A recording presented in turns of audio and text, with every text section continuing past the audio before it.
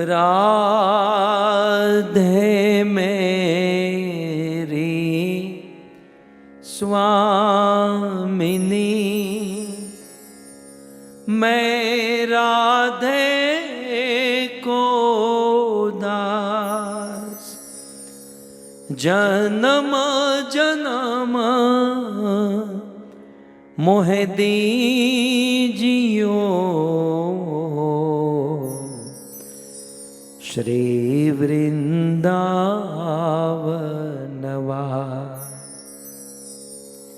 राधा तू बड़भागिनी, कौन तपस्या की, तीनों लोक के नाथ है, सो तेरों आधीन, सो तेरों आधीन। जय राधा माधव कुंज बिहारी,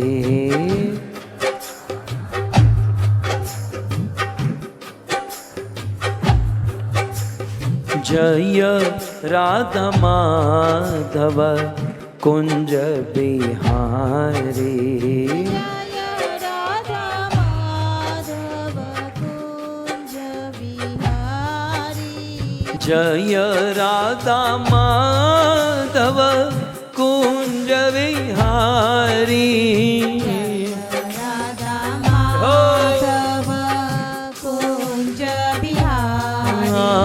गोपी जनवल्लभ गिरिवरधारी, गोपी जनवल्लभ गिरिवरधारी, गोपी जनवल्लभ गिरिवरधारी, गोपी जनवल्लभ गिरिवरधारी। यशोदानंदन ब्रज जन रंजन, यशोदानंदन व्रज जन रंजन, यशोदानंदन ब्रज जन रंजन, यशोदानंदन व्रज जन रंजन, यशोदानंदन ब्रज जन रंजन, यशोदानंदन व्रज जन रंजन। यमुना तीर वनचारी, यमुना तीर वनचारी, जय राधा माधव कुंज बिहारी, जय राधा माधव कुंज बिहारी, जय राधा माधव कुंज बिहारी, जय राधा माधव कुंज बिहारी। भज गोविंद गोविंद गोपाला, भज गोविंद गोविंद गोपाला, भज गोविंद गोविंद गोपाला, भज गोविंद गोविंद गोपाला, भज मुरली मनोहर नंदलाला, मुरली मनोहर नंदलाला, हे भज मुरली मनोहर नंदलाला, भज मुरली मनोहर नंदलाला, भज गोविंद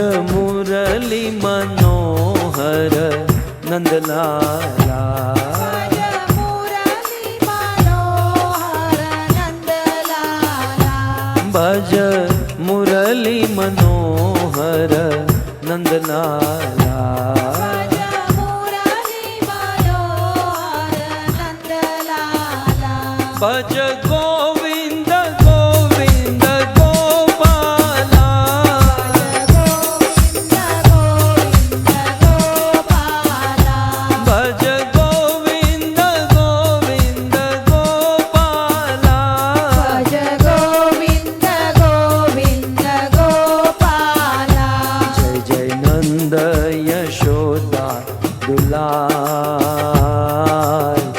गिरिवरधारी गोपाल जय जय नंद यशोदा गोपाल ये गाइए गाइए गिरिवरधारी गोपाल गोपाल गोपाल गोपाल गोपाल गोपाल गोपाल गोपाल गोपाल गोपाल गोपाल गोपाल गोपाल गोपाल गोपाल गोपाल जय जय नंद यशोदा दुलाल गिरिवरधारी गोपाल जय जय नंद यशोदा दुलाल गिरिवरलाल गोपाल जय जय नंद यशोदा दुलाल गिरिवरधारी गोपाल जय जय जय नंद यशोदा दुलाल गिरिवरधारी गोपाल हरे Krishna Krishna Krishna Hare Hare Hare Ram Ram Ram Hare Hare Hare Krishna Krishna Krishna Hare Hare Hare Ram Ram Ram Hare Hare Hare Krishna Krishna Krishna Hare Hare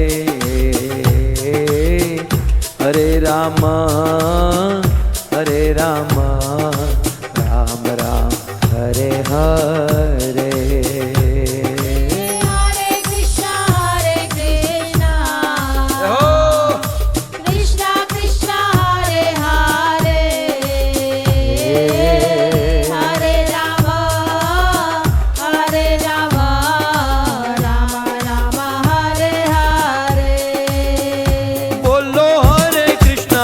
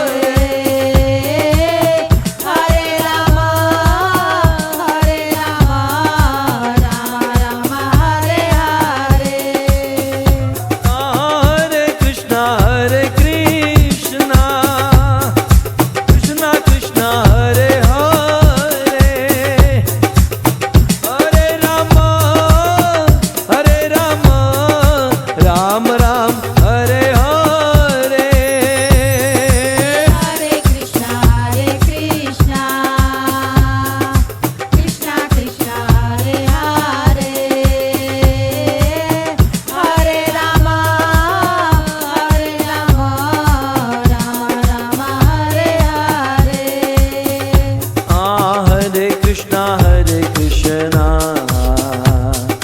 Krishna Krishna Hare Hare Hare Rama Hare Rama Ram Ram Hare Hare Hare Krishna Krishna Krishna Hare Hare Hare Rama Rama Rama Hare Hare ए बोलो हरे Krishna Krishna Krishna Hare Hare Hare Ram Ram Ram Hare Hare Hare Krishna Krishna Krishna Hare Hare Hare Rama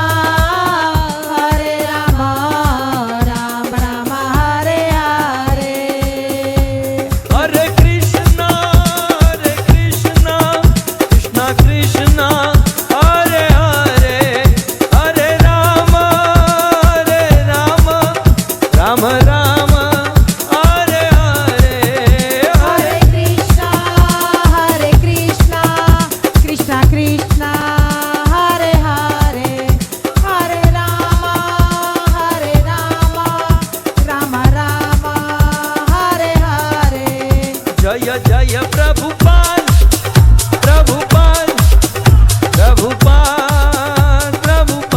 Jaya Jaya Prabhupada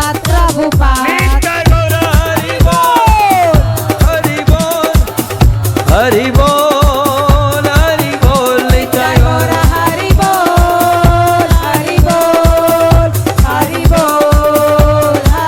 युग धर्म हरि नाम संकीर्तन के प्रभुपाद के निताई गौर प्रेमानंद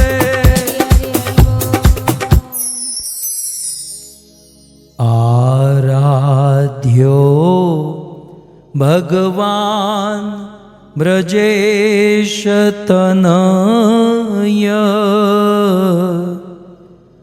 तद्धाम वृंदावन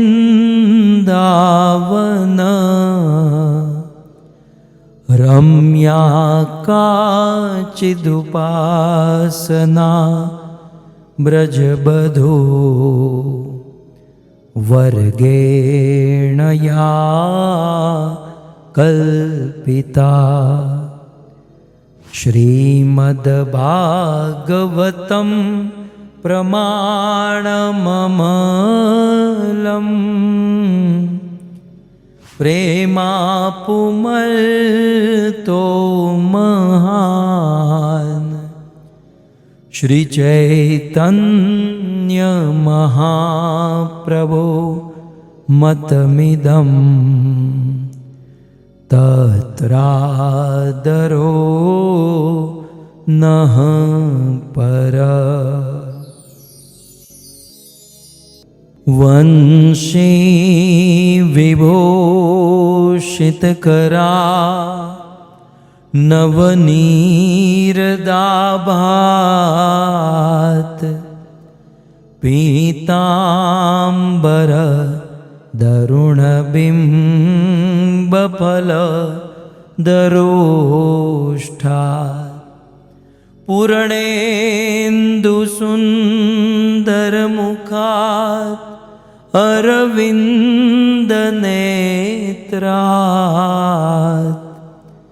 कृष्णात् परं किमपि तत्व अहं न जाने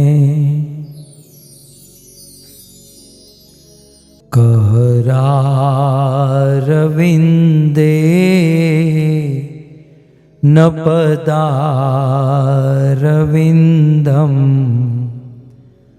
मुखारविन्दे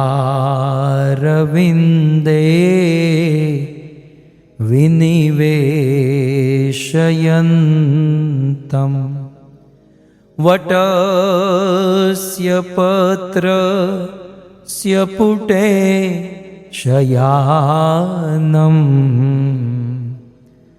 बालं मुकुन्दं मनसा स्मरामि। ॐ नमो भगवते वासुदेवाय।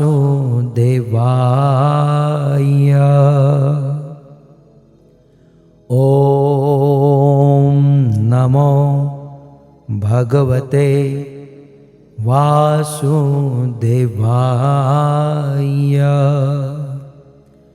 ॐ नमो भगवते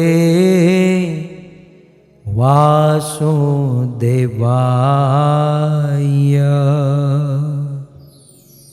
जय जय श्री राधा रमण।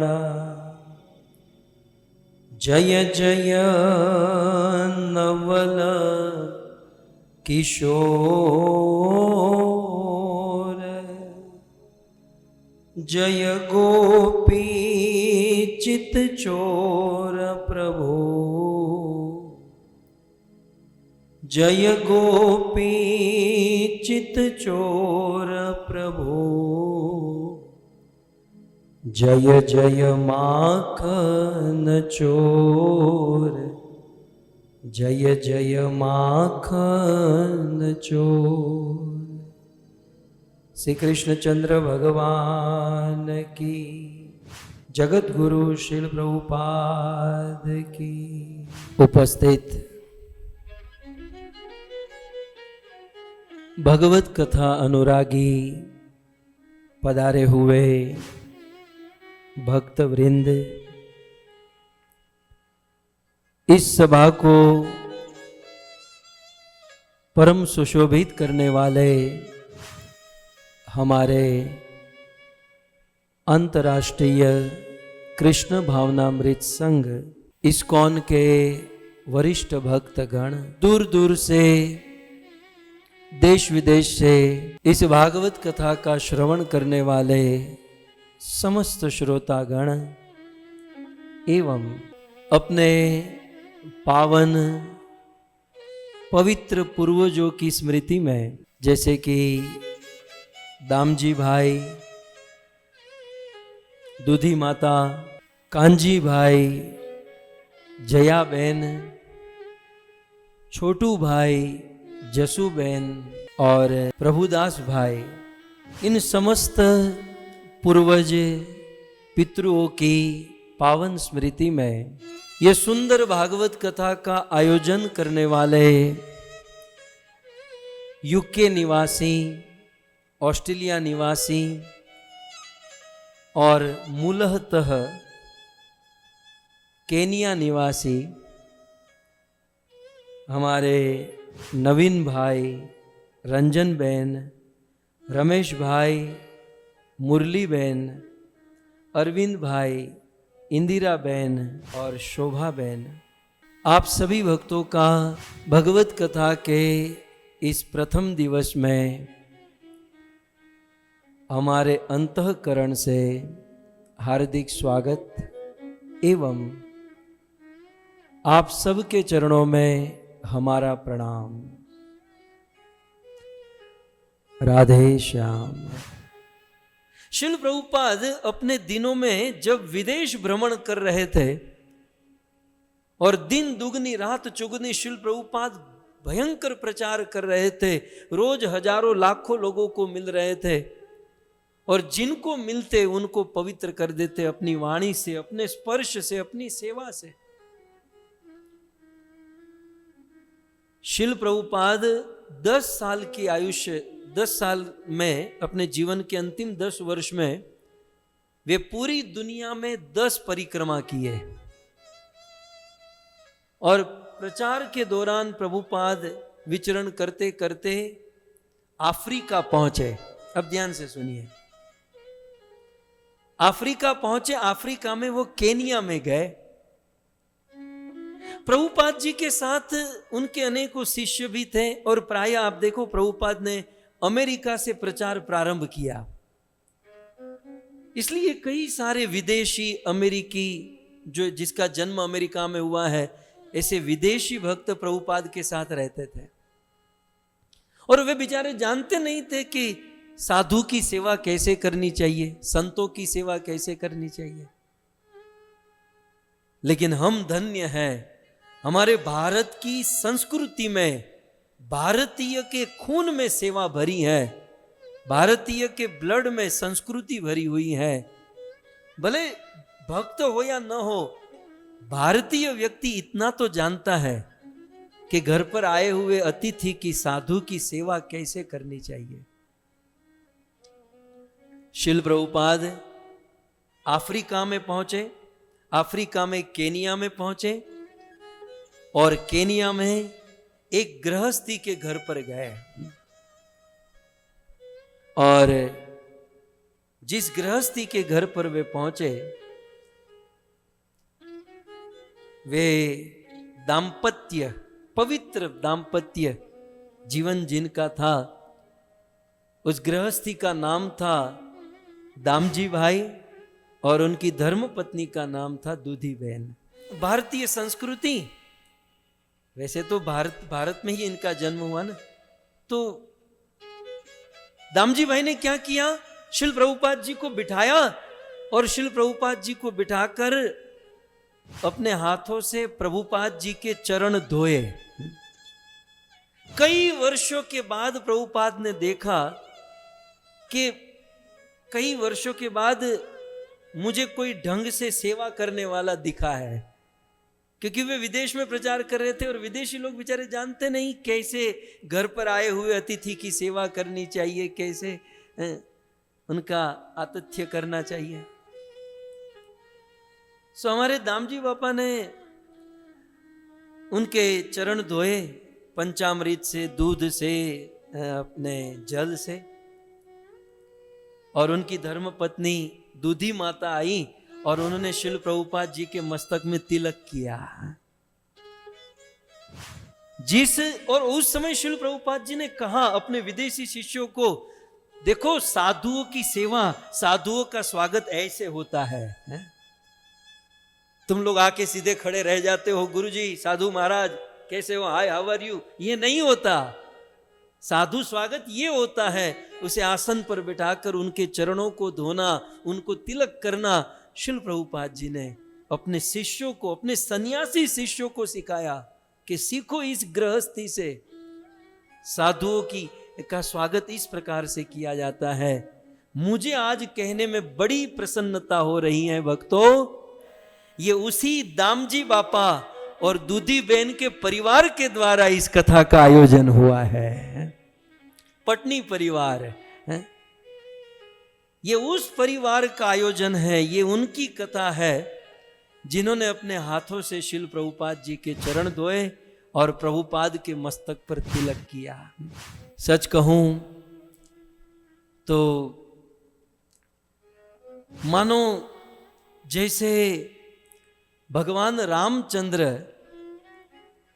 कई दिनों से विचरण करते हुए गंगा के तट पर पहुंचे और जैसे रामायण का केवट भगवान के चरण को धोकर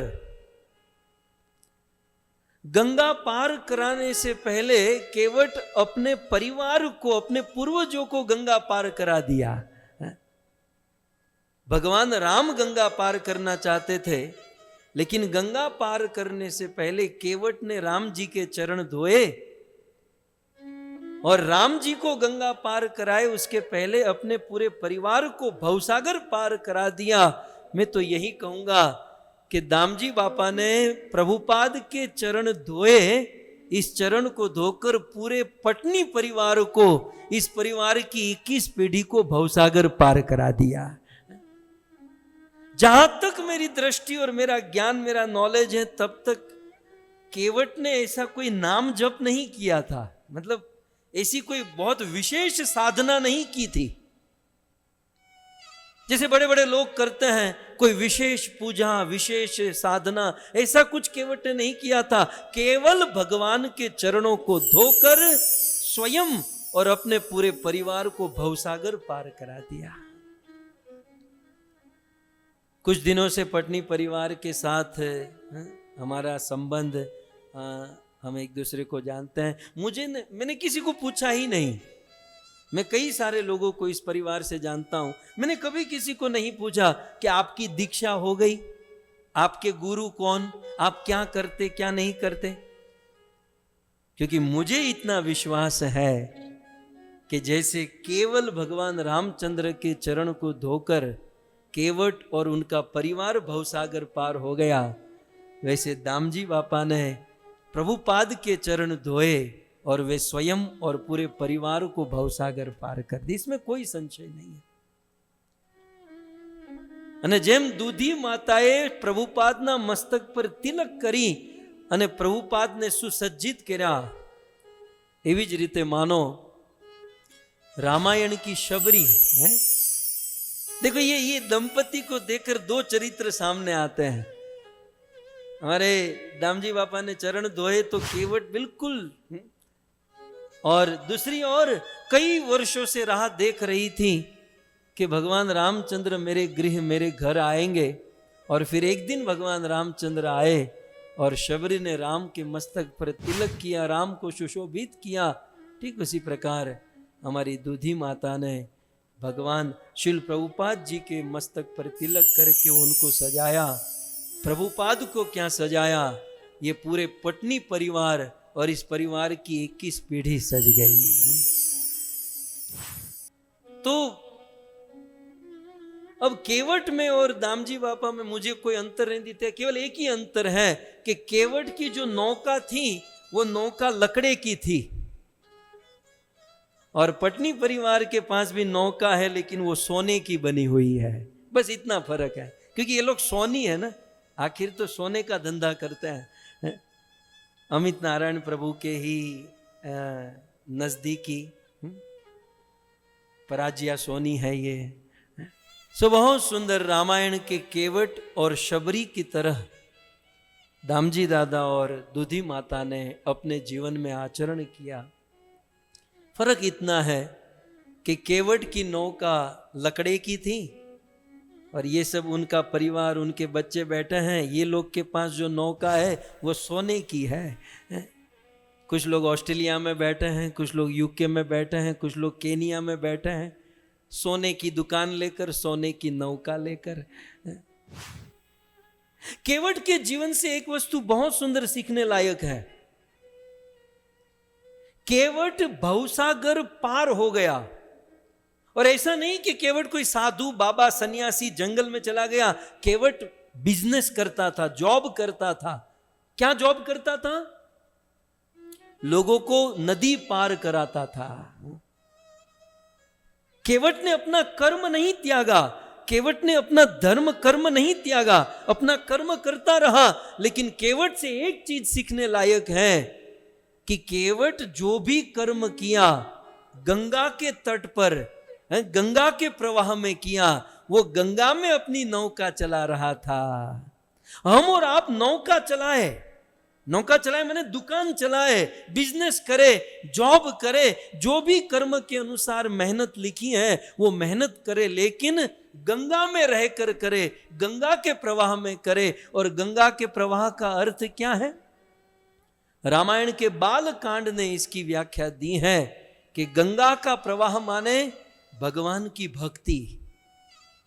हम जो भी करें भगवान की भक्ति के प्रवाह में, भक्ति रूपी भाव के प्रवाह में रहते हुए हम कर्म करें तो हमारी नैया भी पार लग जाएगी, हमारे पूर्वज और परिवार की नैया भी पार लग जाएगी। सो भक्तों, क्योंकि इस पटनी परिवार के द्वारा इस कथा का आयोजन है, और पटनी परिवार से हमारा बहुत नाता है। मैं आपको बता दूं, हमारे, अब आप सब जानते ही हैं कि हमारा जन्म सौराष्ट्र में हुआ, भावनगर में। हमारे भावनगर के दीवान होते थे भाई श्री प्रभाशंकर पटनी।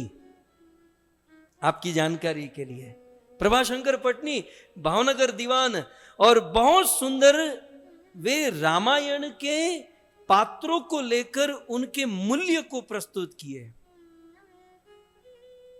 और उनका एक पद तो मुझे बहुत याद रहता है, मृग मारियाम वन थी आवे,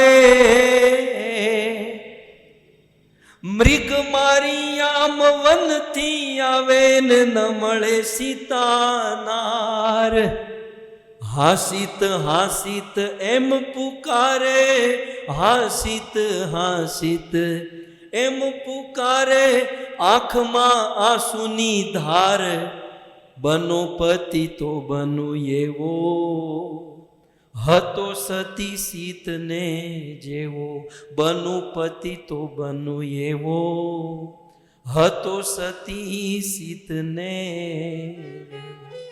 प्रभाशंकर पटनी। सो ऐसे पटनी परिवार के द्वारा ये इस सुंदर कथा का आयोजन हुआ है। और अब हम क्या कर सकते हैं? अब दामजी बापा दूधी माता ने तो अपना उद्धार कर लिया, शिल प्रभुपाद जैसे पवित्र संतों के चरण को धोकर तिलक करके उनके परिवार का भी उद्धार हो गया। अब हम लोग क्या कर सकते हैं? तो हम सब श्रोता मिलकर इस परिवार के चरण को धोए और इस परिवार के मस्तक पर तिलक करें, तो वो जो करंट इनको मिला है वो हमारे पास आ सकता है। और हम कैसे चरण धोएंगे? रामायण के 2 प्रसंग, एक प्रसंग में केवट ने भगवान रामचंद्र के चरण धोए और दूसरे प्रसंग में शबरी ने भगवान रामचंद्र का स्वागत किया, मस्तक पर तिलक किया।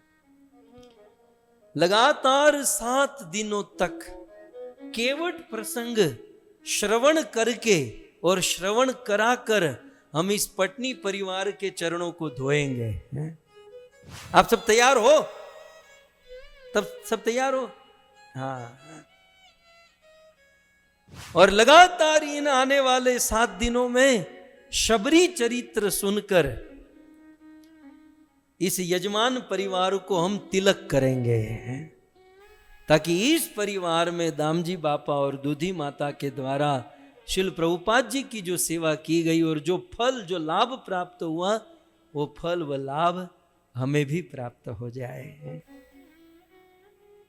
आइए प्रसंग की ओर। अब इंट्रोडक्शन तो हो गया, हमने आपके बीच में सब्जेक्ट रख दिया है कि इस 7 दिन की कथा में हम केवट चरित्र और शबरी प्रसंग को सुनेंगे। अब बेचारा केवट बहुत भोला है। आप जब राम कथा सुनते हो तो केवट कितना टाइम लेता है? 15 मिनट, ज्यादा 20 मिनट में तो केवट खत्म। और शबरी बेचारी 2-5 मिनट आती है, राम कथा गाने वाला आगे निकल जाता है, शबरी चली जाती है। कथा सुनते हुए अच्छी सी झपकी भी आ गई तो केवट चला जाएगा। अब कहां थे गंगा के इस पार, केवट गया उस पार। लेकिन परम सौभाग्य है, आज पटनी परिवार के द्वारा आयोजित इस भगवत कथा में हम लगातार 7 दिन तक केवट चरित्र और शबरी चरित्र की कथा सुनेंगे। केवट प्रसंग रामायण के अयोध्या कांड में है और शबरी प्रसंग रामायण के अरण्य कांड में है। आपकी जानकारी के लिए कह दूं कि वाल्मीकि ऋषि ने केवट प्रसंग नहीं लिखा है, क्योंकि ये केवट चरित्र जो है ना, बड़ा मनभावन चरित्र है, बहुत मतलब जैसे हास्य रस वाला चरित्र है। भगवान श्री रामचंद्र को बहुत हंसाता है ये केवट। इस कथा में बहुत हास्य रस अधिक है। वैसे कथाओं में सारे रस होते हैं, लेकिन प्रायः इस केवट की कथा में हास्य रस अधिक है। वाल्मीकि ऋषि ने केवट प्रसंग नहीं लिखा। अब मैंने कहीं पढ़ा तो नहीं, लेकिन अपनी बुद्धि से इतना सोचा कि यह ठहरा हास्य रस वाला प्रसंग, और वाल्मीकि ऋषि बहुत सीरियस टाइप के संत होंगे, मुझे ऐसा लगता है। क्योंकि पहले तो बहुत पशु पक्षियों को मारे, रोज हजारों पशुओं को मारते थे। फिर नारद मुनि मिले नारद जी ने ज्ञान दिया तो सीरियस हो गए, बोले अब नरक में नहीं जाना है, हम हमारा कुछ करो कुछ करो। तो नारद मुनि ने राम नाम दे दिया, राम नाम जाप करने लगे और उल्टा नाम जपत जग जाना, वाल्मीकि भई ब्रह्म समाना, और ब्रह्म के समान वाल्मीकि ऋषि हो गए। लेकिन सीरियस हो गए। कुछ भक्त होते ना बिल्कुल सीरियस, उनको ज्यादा पूछ नहीं सकते आप, है? उनका चेहरा ही इतना सीरियस होता है। तो वाल्मीकि ऋषि थोड़े सीरियस टाइप के हो गए, सोचा ये हास्य रस वाला अपने को नहीं जमेगा, तो उन्होंने स्किप कर दिया होगा। लेकिन गोस्वामी तुलसीदास जी ने, अब तुलसीदास जी कौन? वही वाल्मीकि ऋषि, सतयुग के वाल्मीकि, कलयुग में तुलसीदास के रूप में प्रकट हुए। भविष्य पुराण में लिखा है वाल्मीकि स तुलसीदास भाषा रूपाम करिष्यसि। तो वही वाल्मीकि ऋषि तुलसीदास के रूप में आए और उन्होंने केवट चरित्र को बहुत सुंदर रूप से प्रस्तुत किया। आइए, केवट चरित्र रामायण के अयोध्या कांड में है और रामायण का अयोध्या कांड प्रारंभ करते हुए रामायणकार 3 श्लोक में भगवान को मंगलाचरण करते हैं। देखिए, 7 दिन तक हमें यह कथा सुननी है और कथा में हमारा मन लगा रहे, हमारा चित्त, हमारा हृदय द्रवीभूत हो, इसलिए हम भी भगवान को मंगलाचरण करें। इन 3 श्लोक के द्वारा भगवान को वंदन करें। किसी भी शुभ कार्य के पूर्व मंगलाचरण किया जाता है। कारण यही है कि जिस कार्य को करने हम बैठे हैं यह कार्य निर्विघ्न संपन्न हो जाए, इस कार्य में किसी भी प्रकार की रुकावट ना आए, क्योंकि समाप्ति कामो मंगलम आचरेत। और मंगलाचरण करने से गुरु, वैष्णव और भगवान का आशीर्वाद मिलता है और इस कार्य में सफलता मिलती है। अयोध्या कांड के बाल कांड हो चुका है, अयोध्या कांड में केवट चरित्र है। सो अयोध्या कांड के प्रारंभ में रामायणकार 3 श्लोक में मंगलाचरण करते हुए भगवान को प्रणाम करते हैं। आपके मन में भी कभी प्रश्न हो कि भाई कृष्ण के मंदिर में जाते हैं तो हे कृष्ण करुणा सिंधु करते हैं, प्रभुपाद के पास तो नमो विष्णुपादाय, राधा रानी के पास तप्त कांचन गौरांगी। जब राम जी को प्रणाम करते हैं तो हमें कौन सा मंत्र बोलना चाहिए? राम जी को प्रणाम करने के लिए 2 बहुत अच्छे मंत्र हैं जो आपके सामने हैं और वे अयोध्या कांड के प्रारंभ में रखे गए हैं। सो बहुत सुंदर। आइए आप भी इसे भाव से गाइए और इसे समझने का हम सब प्रयास करेंगे। प्रसन्नताम या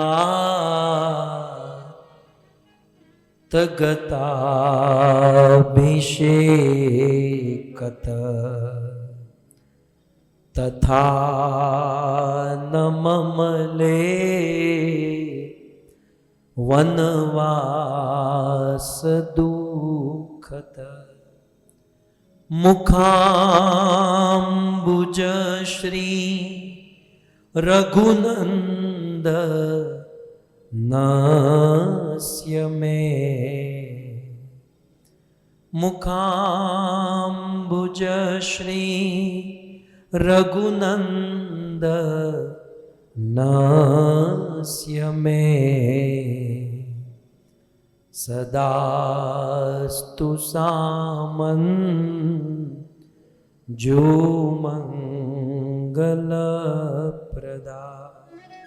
गोस्वामी जी अयोध्या के प्रथम श्लोक में मंगलाचरण में कहते हैं प्रसन्नताम या न गताभिषेकतः। गत अभिषेकत, अभिषेकत गत। गत माने गति होने जा रही है, मतलब होने जा रहा है। क्या होने जा रहा है? अभिषेक होने जा रहा है। कौन सा अभिषेक? राज्याभिषेक। तो जब राम जी का राज्याभिषेक होने जा रहा है उस समय प्रसन्नताम या न, या माने जिस राम जी के चेहरे पर न प्रसन्नता, तनिक भी प्रसन्नता नहीं है, अर्थात राज्याभिषेक होते समय भगवान रामचंद्र प्रसन्न नहीं थे। किसी देश में, किसी राज्य में जब कोई नेता इलेक्शन करता है और इलेक्शन के बाद बहुमति से जब वो विजयी होता है तो वो कितना प्रसन्न होता है। अरे 10 मार्क्स का क्वेश्चन पेपर होता है, उस 10 में से 5 भी आप अच्छे मार्क्स लेकर आओ ना तो भी आदमी प्रसन्न होता है। 15-20 मिनट के लिए मोबाइल में लोग गेम खेलते हैं, उस गेम में कोई जीत जाता है तो भी आदमी कितना खुश हो जाता है।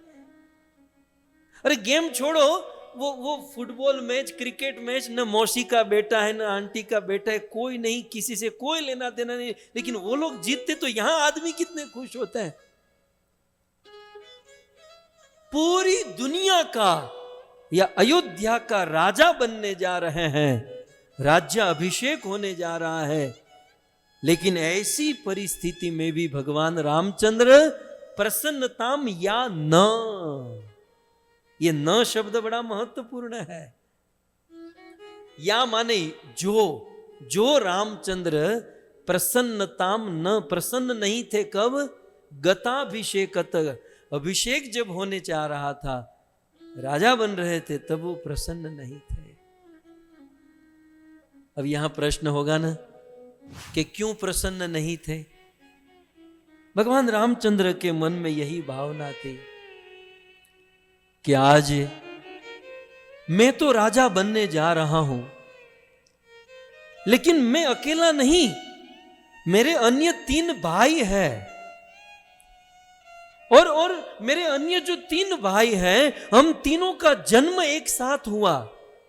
जन्म एक संग सब भाई, भोजन शयन केरी ललिकाई। मेरे भरत का जन्म भी मेरे साथ हुआ, लक्ष्मण भी मेरे साथ जन्मे, शत्रुघ्न भी मेरे साथ जन्मे। तो आज जब राजा को, दशरथ जी को अपने अयोध्या का राजा बनाने की बात आई, तो मुझे अकेले को राजा न बनाकर भरत, लक्ष्मण और शत्रुघ्न, उन तीनों को राजा बनाना चाहिए था। भगवान रामचंद्र के मन में यह कष्ट था कि विमल वंश यह अनुचित एको, हमारे विमल वंश में आज तक हमारे इस रघुकुल में कोई दाग नहीं लगा।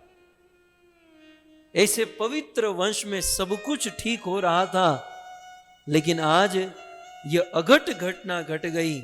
और अघट घटना यह है कि हम चारों भाइयों का जन्म एक साथ हुआ, हम चारों का नामकरण एक साथ हुआ, हमारा चूड़ाकरण संस्कार, यज्ञोपवीत संस्कार, विद्या संस्कार, अरे विवाह संस्कार भी एक साथ हुआ। हम चारों भाइयों का जब सब कुछ एक साथ हुआ, तो जब राजा बनाने की बात आई तो हम चारों को राजा बनाना चाहिए था। महाराज ने वे 3 भाई को छोड़कर मुझ अकेले को राजा क्यों बनाया? विमल वंश यह अनुचित एकु बंधु बिहाय, मेरे बंधु को छोड़कर, मेरे भाइयों को छोड़कर मुझे अकेले को राजा। उम्र से कोई बड़ा हो जाता है तो कोई लायक हो जाता है। राम जी के मन में यह बड़ा कष्ट था कि उम्र से बड़ा हुआ तो क्या हो गया, मेरे छोटों को भी समान अधिकार मिलना चाहिए इस अयोध्या की गादी का। मैं अक्सर कहते आया हूं और कहता रहूंगा कि जब किसी समाज में या जब किसी संस्था में या जब किसी परिवार में कोई वडील, कोई बड़ा आदमी, बड़ा भाई यह सोचे कि मुझे जो अधिकार मिल रहा है मुझसे पहले मेरे छोटे भाई को मिलना चाहिए, जब ऐसा विचार किसी वडील के मन में आए ना, तो समझो राम राज्य आ चुका है। उस परिवार में राम राज्य, उस संस्था में, उस समाज में राम राज्य आ चुका है। जब कोई बड़ा अपना अधिकार अपने से पहले अपने छोटे को देना चाहे। सो गोस्वामी तुलसीदास जी इस प्रारंभ में कहते हैं कि प्रसन्नताम यान गताभिषेकत है। जब राज्याभिषेक होने वाला था तब राम जी के मन में प्रसन्नता नहीं थी। और दूसरा उससे बिल्कुल विपरीत अवसर। फिर तो अचानक पता चल गया कि माता कैकेयी ने कहा है तुम्हें 14 वर्ष के लिए वन में जाना है। जब वन में जाने की बात आई तो आगे कहते हैं कि तथा न ममले वनवास दुखत। जब वनवास की बात आई, वनवास के विषय में जब सुना, तब भगवान राम को किसी भी प्रकार का दुख नहीं हुआ। ममले वनवास दुखत, किसी भी प्रकार से भगवान राम जी का मुख मलिन नहीं हुआ। चलो आज यदि किसी व्यक्ति को राज्य से निकाल दिया जाए तो कुछ बोलेगा नहीं, लेकिन मुंह तो अवश्य बिगाड़ेगा, बिल्कुल मुंह बिगाड़ कर वहां से निकलेगा। राम ने अपना मुंह भी, अरे दुखी होने की बात तो दूर रही, मुख म्लान भी नहीं होने दिया, हंसते हुए निकल गए। तो अभिषेक के समय प्रसन्न नहीं हुए और वनवास के समय दुखी नहीं हुए, ऐसे भगवान रामचंद्र है।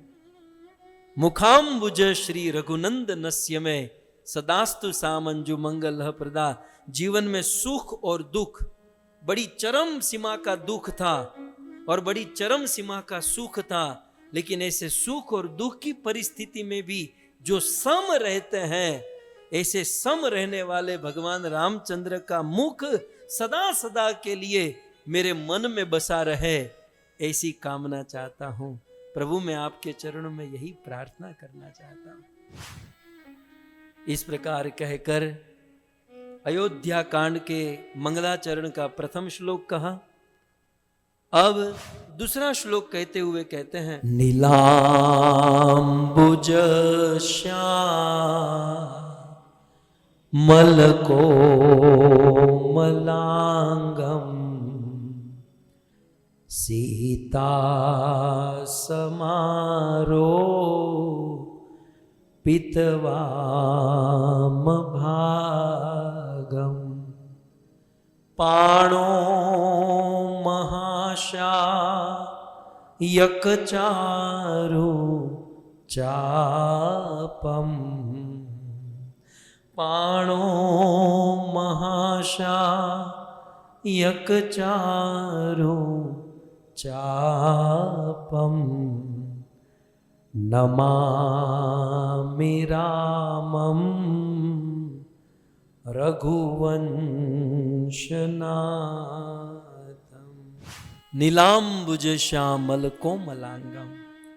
नील, नील माने नीला, ब्लू। कैसा नीला? नीले में भी बहुत वेरिएशन होते हैं ना, तो कैसा नीला? तो अंबुद, अंबुद माने पानी से भरे हुए मेघ के समान। तो नील अंबुद, पानी से भरे हुए मेघ के समान नीला, श्याम वर्ण का जिनका शरीर है। शरीर की दो विशेषता बताई।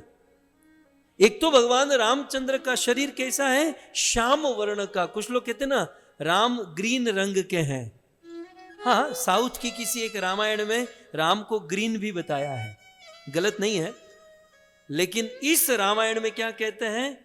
नील अंबुद, पानी से भरे हुए बादल के समान नील वर्ण का भगवान रामचंद्र के शरीर का रंग है। और शरीर कैसा है? कोमल अंगम, बिल्कुल कोमल शरीर है भगवान रामचंद्र का। सो नीलांबुज श्यामल कोमलांगम, जिसके अंग कोमल है, नील वर्ण के हैं। सीता समारोह पितवाम भागम, सीता जी जिस रामचंद्र के वाम भाग में विराजती है। पाणो महाशा यकचारु चापम, अमोघ बाण जिनके हाथों में सुशोभित होते हैं। नमामि रामम रघुवंशनाथम, ऐसे राम को मैं प्रणाम करता हूं। इस श्लोक में पूरी रामायण बताई गई है। एक दृष्टि से देखा जाए तो इस मंत्र में, इस श्लोक में पूरी रामायण का वर्णन किया गया है। भगवान रामचंद्र की कथा या ये पूरी रामायण जो है, वो 4 भाग में विभाजित की गई है। भगवान रामचंद्र की 4 लीला मुख्य है। एक बाल लीला, एक विवाह लीला, एक रण लीला और एक राज्य लीला। बाल लीला, विवाह लीला, रण लीला और राज्य, अयोध्या के राजा हो गए, राज्य लीला। आइए श्लोक में नीलांबुज श्यामल कोमलांगम, इससे रामचंद्र जी की बाल लीला का वर्णन किया गया, क्योंकि बालक के अंग कोमल होते हैं। नीलांबुज श्यामल कोमलांगम, इससे राम जी की बाल लीला का वर्णन। सीता समारोह पितवाम भागम, इससे राम जी की विवाह लीला का वर्णन। पाणो महाशायक चारु चापम, इससे भगवान रामचंद्र की रण लीला का वर्णन। रण संग्राम में किस प्रकार से धनुष बाण चढ़ाया, कैसे युद्ध किए। और नमामि रामम रघुवंश नाथम, इससे भगवान रामचंद्र की राज्य लीला का वर्णन। क्योंकि भगवान रामचंद्र के राज्य में सब राम जी की भक्ति करते और रोज राम जी की स्तुति की जाती। देवादिदेव महादेव अयोध्या में आते और जय राम रमा रम नम शम नम भवताप भयातुर त्राहि जनो अवधेश सुरेश रमेश विभो शरणागत मांगत पाहि प्रभो, अनेकों मंत्रों से महादेव भी राम जी को प्रणाम करते, स्तुति करते। इसलिए नमामि रामम रघुवंश नाथम, इसे राम जी की राज्य लीला का वर्णन किया गया। इस प्रकार अयोध्या के प्रारंभ में मंगलाचरण के ये 2 श्लोक, तीसरा श्लोक तात्विक है, थोड़ा सा समझने लायक है। हम सबको भगवत कथा सुनने से पूर्व या कथा बोलने से पूर्व इस मंत्र का उच्चारण करना चाहिए, खास करके राम जी की कथा सुनने से पहले, बोलने से पहले। अयोध्या का तीसरा प्रणाम मंत्र क्या है, कहते हैं, श्री गुरु चरण सरोज रज निज मन मुकुर सुधारी। क्या कहते हैं? श्री गुरु चरण सरोज रज निज मन मुकुर सुधारी। बरनऊं रघुवर बिमल जसो, बरनऊं रघुवर बिमल जसो, जो दायक फल चारि, जो दायक फल चार। जो दायक फल चार, जो दायक देने वाले, क्या देने वाले? फल, फल देने वाले। कितने फल? 4 फल। जो 4 फल दायक देने वाले हैं। कौन से 4 फल देने वाले हैं? धर्म, अर्थ, काम और मोक्ष। धर्म, अर्थ, काम और मोक्ष 4 प्रकार के फल देने वाले क्या? तो रघुवर चरित्र, भगवान रामचंद्र की कथा, रामचंद्र का चरित्र 4 प्रकार का फल देता है। लेकिन उस राम कथा को गाने से पूर्व, सुनने से पूर्व मैं राम जी को प्रणाम नहीं करता। मैं किसको प्रणाम कर रहा हूं? श्री गुरु चरण सरोज रज। मैं गुरु जी के चरण की रज को प्रणाम करता हूं। भक्तों, ये दोहा है, ये मंत्र हनुमान चालीसा के प्रारंभ में भी है और रामायण में अयोध्या कांड के प्रारंभ में, ये 2 जगह यूज हुआ है। इसका अर्थ आप समझ सकते हैं, इसकी कितनी महिमा है। इसे हनुमान चालीसा में भी रखा गया, रामायण में भी रखा गया। कहते हैं श्री गुरु चरण सरोज। अब हनुमान चालीसा में ये क्यों रखा गया?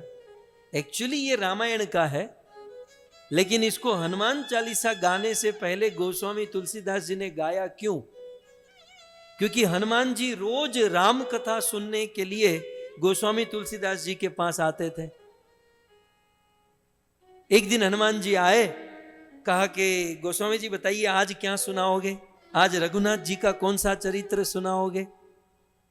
तब गोस्वामी तुलसीदास जी ने कहा कि आज रघुनाथ चरित्र नहीं, आज हनुमंत चरित्र सुनाने की इच्छा है। हनुमान जी क्रोधित हो गए, मेरा चरित्र कोई सुनने लायक है? नम्रता, विनम्रता, हम्बलनेस।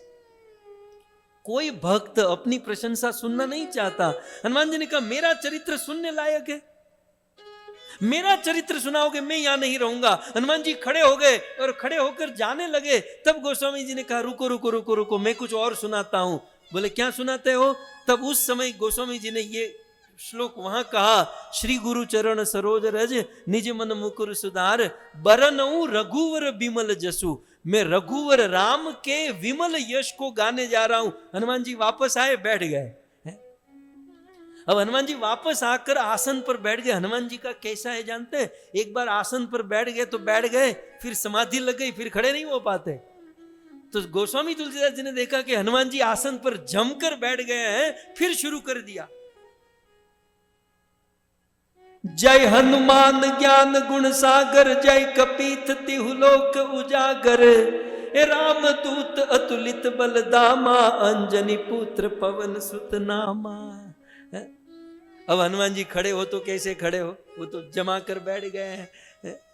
तो ये मंत्र एक्चुअली रामायण का है, लेकिन वहां हनुमान जी को ठगने के लिए कि वो चले न जाए, इसलिए हनुमान चालीसा में ये मंत्र डाल दिया गया है एक्चुअली। क्योंकि रघुवर विमल यश, इस मंत्र में तो राम जी के यश की बात की गई है, हनुमान जी के यश की बात नहीं है।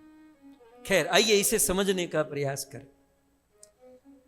श्री गुरु चरण सरोज रज निज मन मुकुर सुधारिया। श्री गुरु चरण, गुरु जी के चरण। पहले तो श्री गुरु, गुरु जो है वो सौभाग्यशाली होते हैं, वैराग्यशाली होते हैं, पूर्ण ज्ञानमय होते हैं। ऐसे श्री गुरु के चरण कैसे हैं? तो सरोज, सरोवर में खिलने वाले कमल के समान गुरु जी के चरण हैं। और गुरु जी के चरण की रज निज मन मुकुर सुधार। सबसे पहले हमें क्या करना चाहिए? राम कथा सुनने और सुनाने से पहले क्या करना चाहिए? गुरु जी के चरणों की रज को लेकर निज मन मुकुर सुधार, मुकुर को सुधार देना चाहिए। अब कई बार कई लोग इस मंत्र को गाते होंगे, लेकिन प्रश्न पूछा जाए मुकुर माने क्या, तो आधे को भी पता नहीं होगा मुकुर माने क्या। अब यदि क्लू दे दूं तो शायद थोड़ा सा पता चले। ये वो है, मुकुर माने वो जिसको आप बहुत चाहते हो। मुकुर माने वो चीज जो आपके जीवन में न हो तो आपका जीवन, मतलब हमारा जीवन अधूरा अधूरा सा हो जाएगा। मुकुर माने वो चीज, बंदा कितना भी बिजी हो, कितना भी जल्दी में हो, लेकिन सामने आ जाए तो 1 मिनट तो खड़ा रह ही जाएगा। मुकुर माने वो चीज, सुबह उठने के बाद, नहा धोने के बाद, और किसी को देखो या न देखो, मुकुर को तो अवश्य देखोगे। अब समझ में आया? दीवा बत्ती हुआ। तो मुकुर माने क्या? मुकुर माने मिरर। मुकुर माने मिरर, मुकुर माने कांच, आईना। मुकुर माने मिरर। मिरर ऐसी चीज है ना जो हम सब चाहते हैं।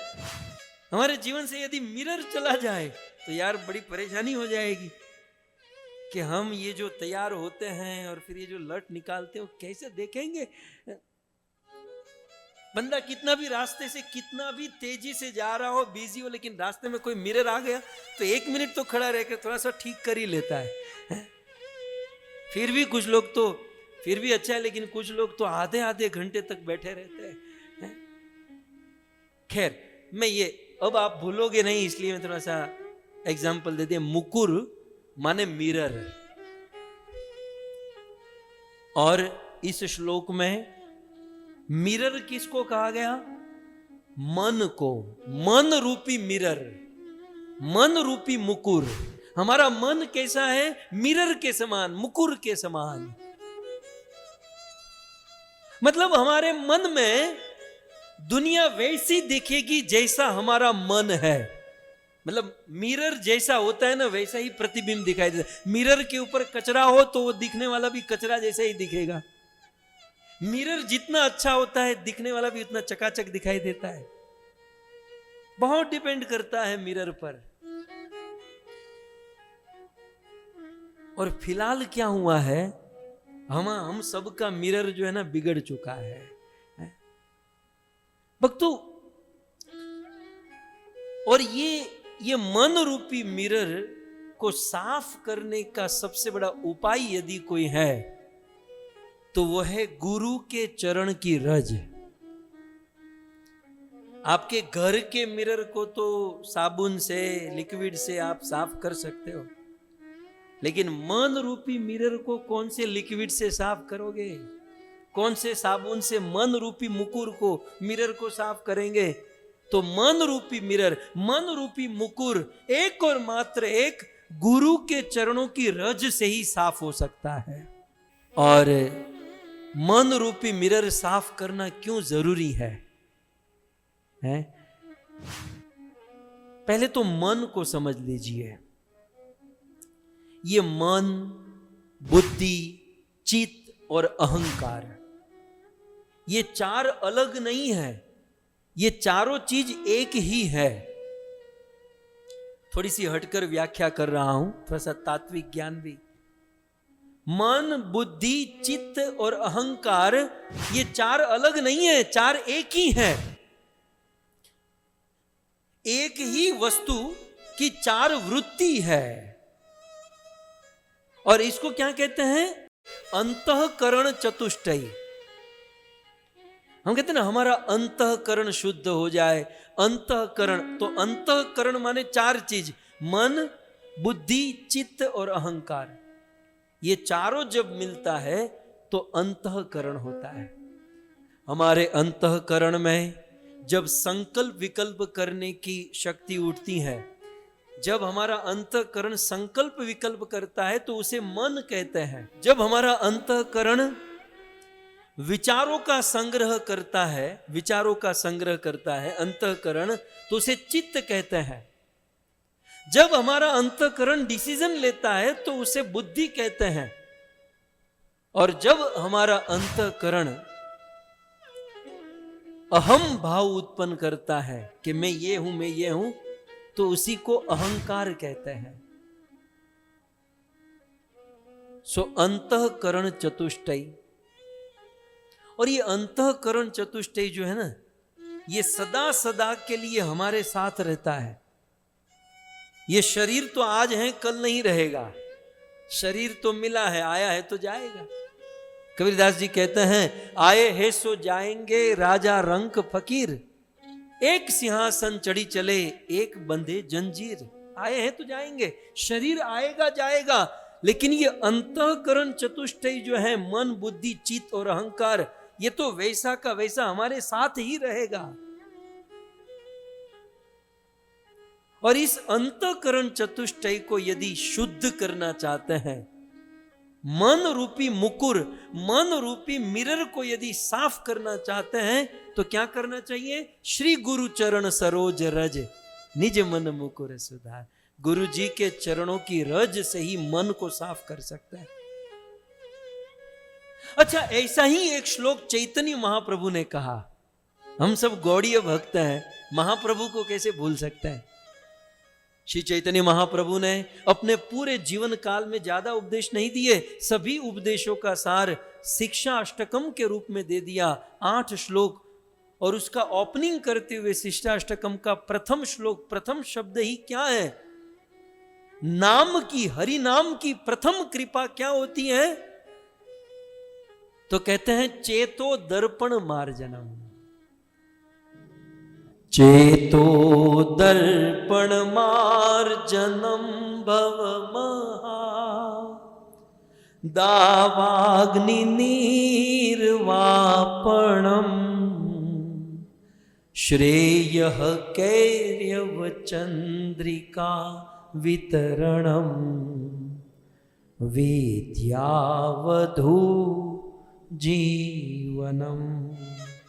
श्री चैतन्य महाप्रभु कहते हैं कि चित्त रूपी दर्पण को, चेतो दर्पण मार्जनम, चित्त रूपी दर्पण को यदि मार्जन करना चाहते हो तो उसका उपाय क्या है? श्री कृष्ण संकीर्तनम, कृष्ण के कीर्तन से हमारा चित्त रूपी दर्पण साफ कर सकते हैं। अब यहां दो मत हुए, ध्यान से सुनिएगा। नीचे श्लोक जो लिखा है उसमें गोस्वामी जी क्या कहते हैं कि मन रूपी दर्पण, चित्त रूपी दर्पण कैसे साफ होगा? गुरु के चरण की रज से। और शिक्षा अष्टकम में चैतन्य महाप्रभु क्या कहते हैं? चित्त रूपी दर्पण कैसे साफ होगा? हरि नाम का कीर्तन करने से। अब दोनों में अलग अलग बात हो गई, अलग नहीं है, दोनों का समन्वय है। कैसे? यह बात बिल्कुल सत्य है कि हमारा चित्त, हमारा मन भगवान का नाम लेने से ही शुद्ध होगा, पवित्र होगा। लेकिन भगवान का नाम ले सके वह ताकत, वह शक्ति, वह सामर्थ्य हमें कौन प्रदान करता है? हमें गुरुदेव प्रदान करते हैं। सो गुरु जो होते हैं वो नाम जप करने की आज्ञा देते हैं, नाम जप करने का आदेश देते हैं। जब दीक्षा देते हैं तो कान में नाम देते हैं, हाथों में नाम देते हैं। केवल नाम ही नहीं देते, नाम देने के साथ साथ नाम लेने की कृपा भी देते हैं। सो गुरु की कृपा से हम हरि का नाम अच्छे से ले सकते हैं, और हरि का नाम अच्छे से लेंगे तो हमारा चित्त, हमारा मन साफ हो जाएगा। यदि कोई कहे कि हम गुरु को बीच में से निकालकर सीधा नाम ले तो काम नहीं बनेगा। किसी प्रधानमंत्री, प्राइम मिनिस्टर को मिलना हो तो सीधा सीधा नहीं मिल सकते, उसके असिस्टेंट से, उसके पीए सीए से मिलना होगा, और तब जाकर जैसे तैसे हम प्रेसिडेंट, प्राइम मिनिस्टर से मिल सकते हैं। ठीक उसी प्रकार यदि हमें भगवान से मिलना हो या भगवत नाम को पवित्र पूर्णता से लेना हो तो सीधा नहीं, गुरु की कृपा से, गुरु की करुणा से, गुरु की आज्ञा से लेना होगा। सो इस प्रकार यहां पर निराकरण यह है कि गुरु की कृपा से हरि नाम, और हरि नाम की कृपा से हमारा मन शुद्ध होगा। लेकिन ठीक है, ये बात समझ में आ गई, लेकिन मन रूपी मुकुर, मन रूपी मिरर का सुधार क्यों चाहते हो? ये मन रूपी मिरर को साफ करना क्यों चाहते हो? तो दूसरी लाइन में कहते हैं क्योंकि बरनऊ रघुवर बिमल यश, मैं रघुवर राम जी के यश को गाना चाहता हूं। मैं मेरे मन को इसलिए साफ करना चाहता हूं क्योंकि मुझे राम का यश गाना है, राम की कीर्ति गानी है, राम की कथा गानी है। तो क्या मन साफ हुए बिना राम की कीर्ति नहीं गा सकते? गा सकते हैं, लेकिन मन साफ करके, मन पवित्र करके जब राम की कीर्ति गाई जाती है तो सारी बाधाओं से हम मुक्त हो जाते हैं।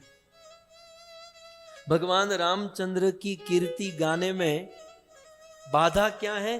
तो कहते हैं बरनऊ रघुवर बिमल यश।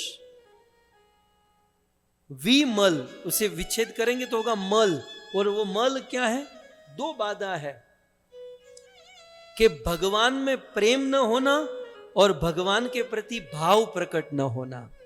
एक बात ध्यान रहे, कथा बोलते समय और कथा सुनते समय, कथा बोलने वाले को और कथा सुनने वाले को भगवान के प्रति प्रेम और भाव उत्पन्न नहीं होता है तो यही सबसे बड़ी बाधा है। आप लोग इतने सालों से सुन रहे ना, अब थोड़ा सा गियर बदलना है, आगे बढ़ना है। कथा सुननी है, लेकिन कथा बोलते समय या सुनते समय प्रेम और भाव, सात्विक भावों का उदय होना चाहिए, और ये नहीं होता है तो समझो बहुत बड़ी बाधा है। तो ये बाधा न आए, अर्थात रामचंद्र जी के गुणों को गाते समय प्रेम उत्पन्न हो, अष्ट सात्विक विकार भाव उत्पन्न हो, इसलिए मैं मेरे चित्त का, मैं मेरे मन को शुद्ध करना चाहता हूं, और मन को शुद्ध करने के लिए गुरुदेव की चरण रज को अपने मस्तक पर चढ़ा रहा हूं। बरनऊं रघुवर बिमल जसो, जो दायक फल चाय। गुरु की कृपा से मन को शुद्ध करके जो भगवान के प्रेमी भक्त बन चुके हैं, ऐसे भक्तों के मुख से यदि कथा सुनते हैं, और जो भक्ति नहीं करते अभक्त के मुख से वही राम कथा सुनते हैं, दोनों कथाओं में जमीन आसमान का अंतर होगा। गुरुदेव की चरण रज को मस्तक पर लगाकर जो पवित्र हो चुका है, जो प्रेमी बन चुका है, ऐसे प्रेमी महापुरुष की वाणी कुछ अलग ही प्रभाव छोड़ती है। किसी प्रेमी भक्त की वाणी में एक अलग ही प्रभाव होता है। भगवान के प्रेमी भक्त की वाणी में उपासना की सुगंध आती है।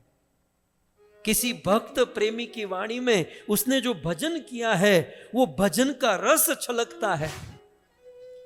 किसी प्रेमी भक्त की वाणी को सुनने वालों में भक्ति की लहर उठ जाती है।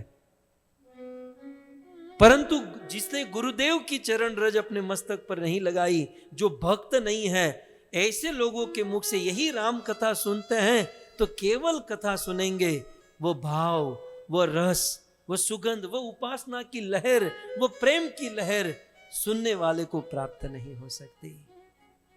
इसलिए यहां पर निवेदन कर रहे हैं कि मैं गुरु के चरणों की रज को मस्तक पर लगाकर अपने मन को पवित्र करना चाहता हूं। अच्छा, अंतिम प्रश्न है, अंतिम बात। बोले रघुवर विमल यश, रघुवर रामचंद्र के विमल यश को बोलना चाहते हो और इसलिए आप गुरु के चरण की रज की कामना कर रहे हो। बोले हाँ। तो बोले राम जी का यश तो आप बालकांड से ही गा रहे हो, तो ये अयोध्या कांड में प्रार्थना क्यों कर रहे हो?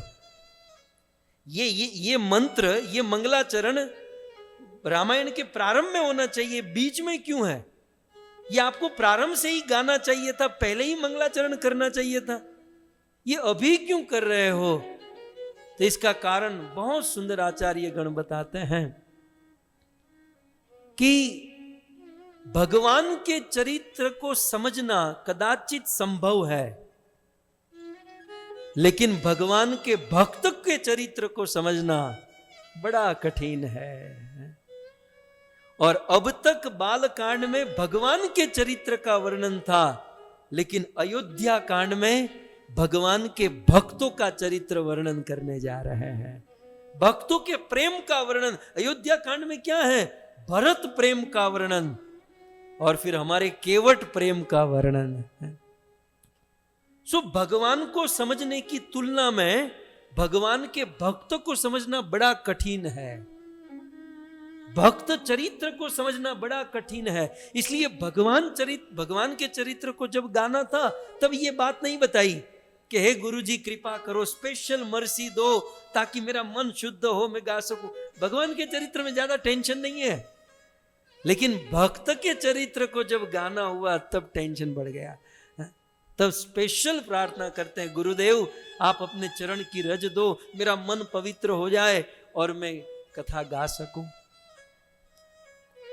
क्योंकि भगवान के चरित्र को यदि हम समझेंगे तो जरूरी नहीं है कि भक्त के चरित्र हमको समझ में आएंगे, लेकिन हां, भक्त के चरित्र को आप समझ गए तो भगवान का चरित्र अपने आप समझ में आ जाएगा।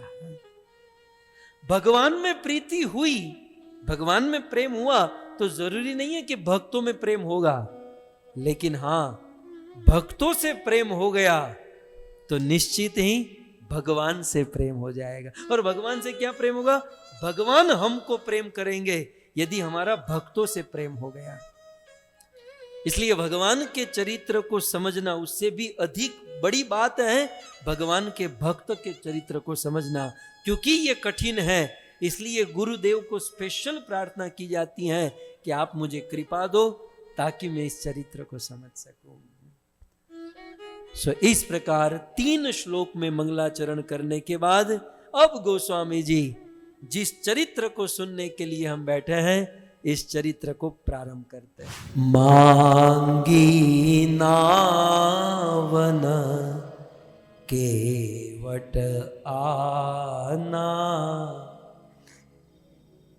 मांगी नावन केवट आना, मांगी नावन केवट आना, कहीं तुमार में मरम जाना, कहीं तुमार में मरम जाना। केवट चरित्र प्रारंभ करते हुए प्रथम चौपाई का गान करते हैं, मांगी नावन केवट आना। भक्तों, प्रसंग कुछ इस प्रकार का है। पहले क्योंकि प्रश्न होगा कि ये घटना कहां घटी थी। ये मेरे पीछे आप जो देख रहे हैं, भगवान रामचंद्र खड़े हैं, गंगा नदी है, और ये जो घटना, ये जो कथा सुनने जा रहे हैं, पहले प्लेटफॉर्म समझ ले, भूमिका समझ ले कि ये घटना कहां घटी थी और ये घटना कब घटी थी। ये घटना भगवान श्री रामचंद्र को 14 वर्ष का वनवास मिला, और जब राम लक्ष्मण और सीता वन से निकले तो उनके साथ सारे अयोध्या वासी तैयार हुए, हम भी आपके साथ चलेंगे। यदि आप हमारे साथ अयोध्या में नहीं रहोगे तो हम आपके साथ रहेंगे।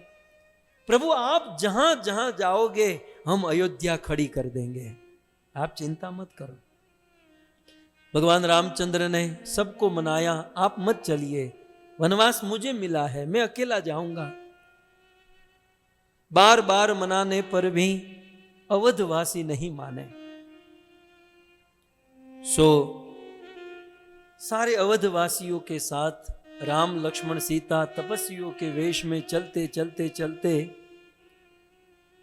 तमसा नदी के तट पर पहुंचे। संध्या का समय हो चुका था। एक वृक्ष के नीचे भगवान रामचंद्र बैठे हैं, जगत जननी मां सीता बैठी है, लक्ष्मण जी खड़े हैं, सारे अवधवासी बैठे। शाम का समय हुआ, अवधवासियों को नींद आई और संध्या शाम रात्रि की नींद में सब सोने लगे। भगवान रामचंद्र ने देखा कि जब सब सो चुके हैं, सुमंत्र जी को बुलाया और कहा, सुमंत्र जी तुम अपना रथ निकालो। सुमंत्र जी ने रथ तैयार किया, सीता राम लक्ष्मण रथ पर बैठे और कहा कि सुमंत्र जी ऐसे रथ चलाना, खोज मार रथ हाँ कहूं ताता। हे तात, आप ऐसे रथ चलाना कि रथ के चक्के से कोई हमें खोज न सके, कोई हमारा पीछा न कर सके। सुमंत्र जी ने वैसे रथ चलाया और तमसा नदी से निकले अवधवासियों को छोड़कर, और चलते चलते उस रथ पर बैठे हुए भगवान रामचंद्र, लक्ष्मण, सीता और सुमंत्र जी श्रृंगवेरपुर पहुंचे। दूर से श्रृंगवेरपुर के लोगों ने देखा, ओह इतना बड़ा रथ, क्योंकि ये दशरथ जी का रथ था। दशरथ जी ने कहा था, सुमंत्र ये राम मेरा बेटा, मैं इसे जानता हूं, ये नहीं मानेगा, तुम एक काम करो, मेरा रथ लेकर जाओ, 2-5 दिन राम को घुमाकर अयोध्या में वापस लेकर आओ। सुमंत्र जी दशरथ जी का रथ लेकर दूर से अयोध्या के राजा की ध्वजा उस रथ पर लहराती हुई देखी श्रृंगवेरपुर के लोगों ने। सारे श्रृंगवेरपुर के वासी अपने राजा के पास गए और उन निषादों के राजा निषाद राज गुह आए, देखे कि कौन आ रहा है, कहीं राजा दशरथ तो नहीं आ रहे हैं।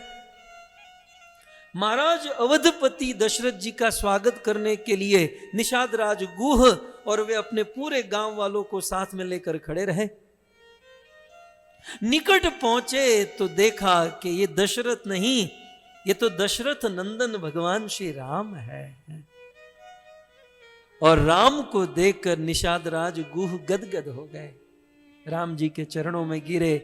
राम जी ने निषाद गुह को गले लगाया, क्योंकि निषाद और राम दोनों मित्र थे। आप कहोगे ये दोनों मित्र कहां से हो गए? इसके फ्रेंडशिप की कथा मैं आपको सुनाऊं। भगवान रामचंद्र वशिष्ठ जी के आश्रम में पढ़ने गए थे। धनुर्विद्या, अनेकों प्रकार की विद्या प्राप्त करके वशिष्ठ जी राम लक्ष्मण शत्रुघ्न भरत को लेकर वापस लौट रहे थे। और जब रामचंद्र जी वापस लौटे, धनुष बाण तरकस सब साथ में लेकर, सारे वनवासी, क्योंकि वन के मार्ग से जा रहे थे, तो सारे वनवासी राम जी को देखने के लिए भीड़ उमड़ पड़ी। दूर दूर से हजारों सैकड़ों लोग आने लगे राम जी को देखने के लिए, राम जी को देखने के लिए। और उस समय ये निषाद राज गुह जो आज राजा है ना, वो बहुत छोटे से लड़के थे, बच्चे थे। और उस बच्चे के मन में भी हुआ कि मैं राम जी को देखूंगा, मैं भी राम का दर्शन करूंगा। लेकिन जितने भी लोग राम जी के पास जा रहे थे, कुछ ना कुछ भेंट, कुछ ना कुछ गिफ्ट, कुछ ना कुछ उपहार लेकर जा रहे थे। शास्त्र का यह सिद्धांत है कि जब भी हम भगवान के पास जाते हैं तो कुछ खाली हाथ नहीं जाना चाहिए, कुछ ना कुछ भेंट लेकर जाना चाहिए। सब लोग राम जी के पास भेंट लेकर जा रहे थे। अब निषाद का बेटा, अब इसके पास कुछ था नहीं, बोले राम जी के पास जाऊंगा, मैं क्या दूंगा क्या दूंगा। तो इस बच्चे ने क्या किया, छोटी सी लकड़ी के ऊपर रस्सी बांधी और लकड़ी का छोटा सा धनुष बाण और तरकस बनाया निषाद के बेटे ने, और अपने पिता की उंगली पकड़कर पिताजी के साथ गया। अब भीड़ इतनी लगी हुई थी कि ये सब लोग पीछे खड़े थे, और बिल्कुल पीछे निषाद अपने बेटे को लेकर खड़े थे। वो धनुष बाण गिफ्ट देने के लिए तैयार थे, और आगे राम जी के पास जाने का कोई स्कोप नहीं रहा। और निराश होकर जब वापस लौट रहे थे, परंतु दूर से राम जी की दृष्टि पड़ी, और राम जी ने सुमंत्र जी को भेजा। सुमंत्र, वो जो लड़का हाथ में कुछ लेकर खड़ा है, उस लड़के को यहां लेकर आओ। सुमंत्र जी ने कहा, महाराज ऐसे लड़के आते हैं जाते हैं, छोड़ो ना।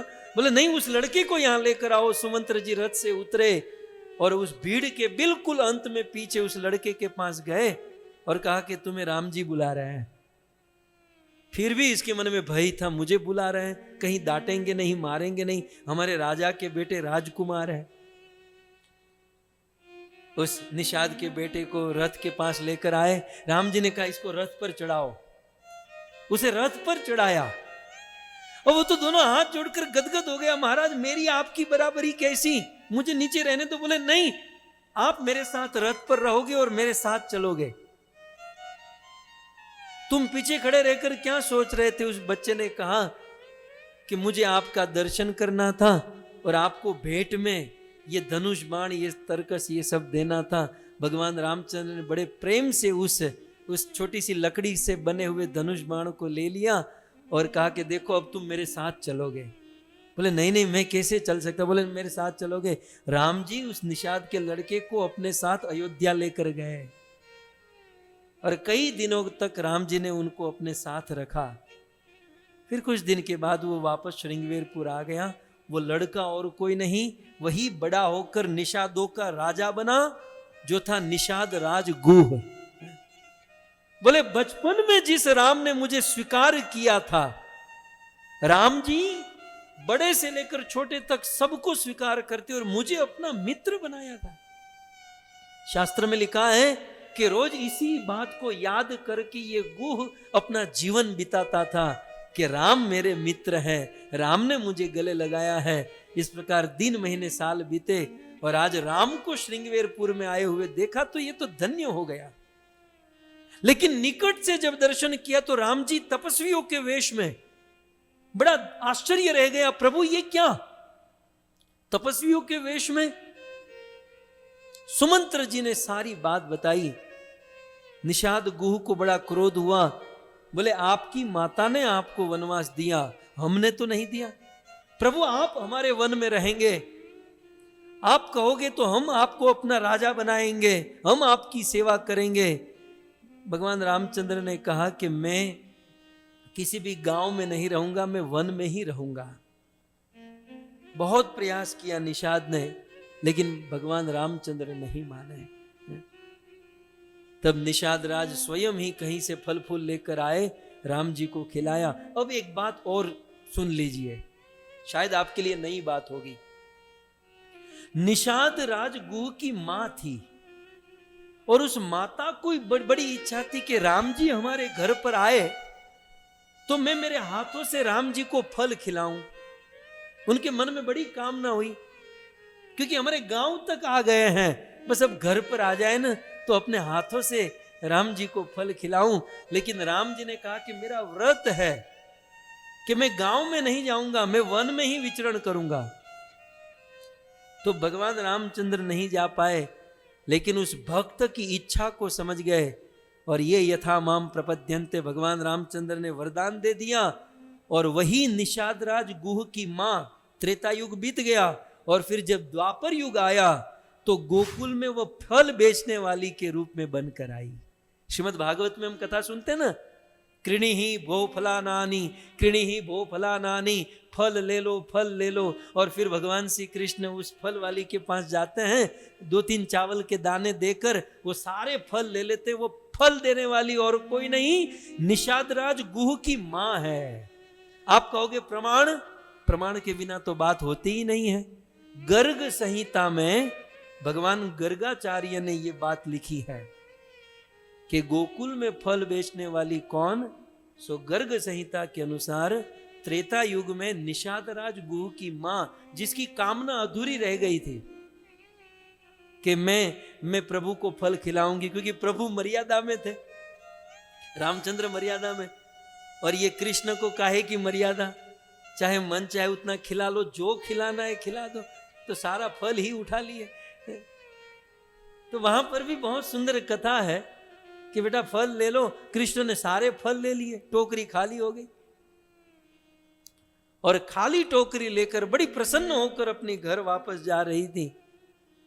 गंगा यमुना पार करने के लिए जब टोकरी नीचे उतारी तो देखा कि सारी टोकरी कीमती कीमती हीरे मोती रत्नों से भर गई है।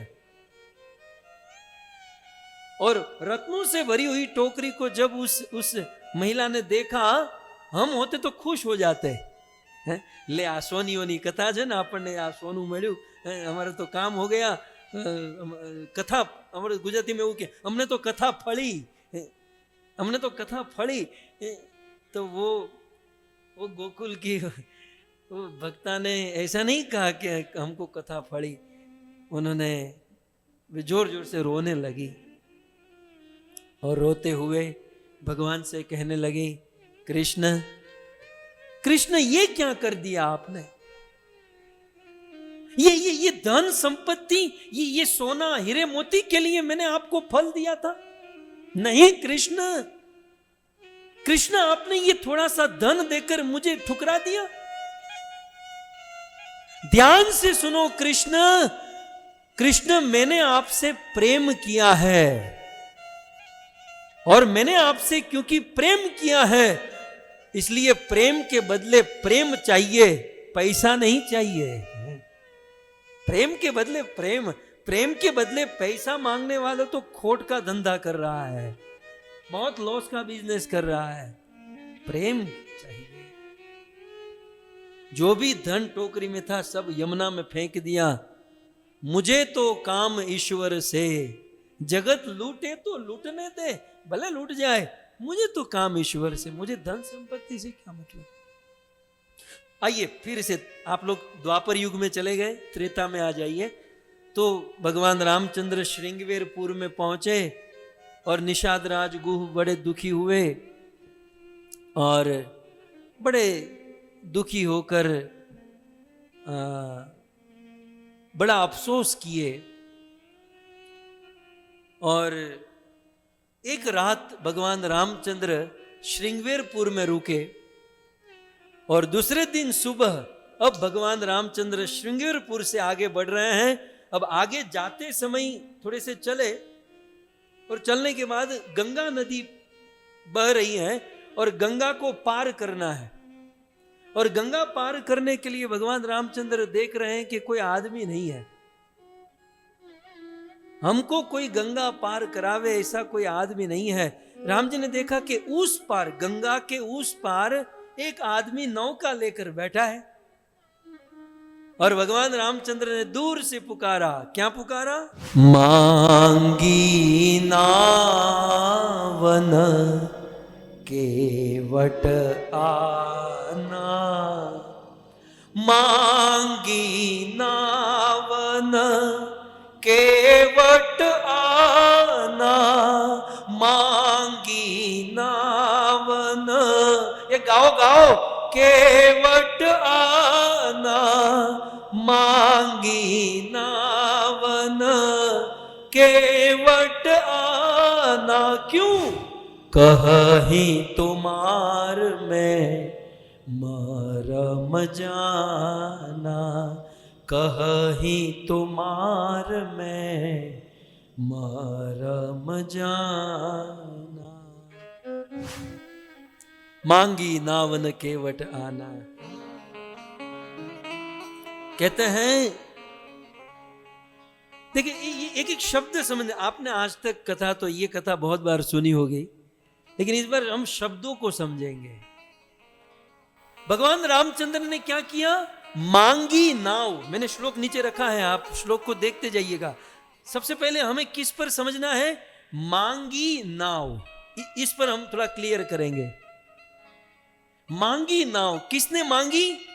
अखिल ब्रह्मांड नायक भगवान रामचंद्र ने। आप विचार तो करो, जिसकी संकल्प शक्ति मात्र से करोड़ों करोड़ों ब्रह्मांड का सर्जन हो जाता है, जिसकी भ्रिकुटी भंग मात्र से करोड़ों ब्रह्मांड गिर जाते हैं, जिसने नरसिंह अवतार, वामन, वराह, एक से एक अवतार लिए और बिल्कुल आश्चर्यमय कार्य किए, ऐसे भगवान रामचंद्र, जिस भगवान रामचंद्र के सामने शिव, ब्रह्मा और समग्र विश्व दोनों हाथ जोड़कर कहता है, ओम जय जगदीश हरे, हे जगदीश हमें कुछ दीजिए।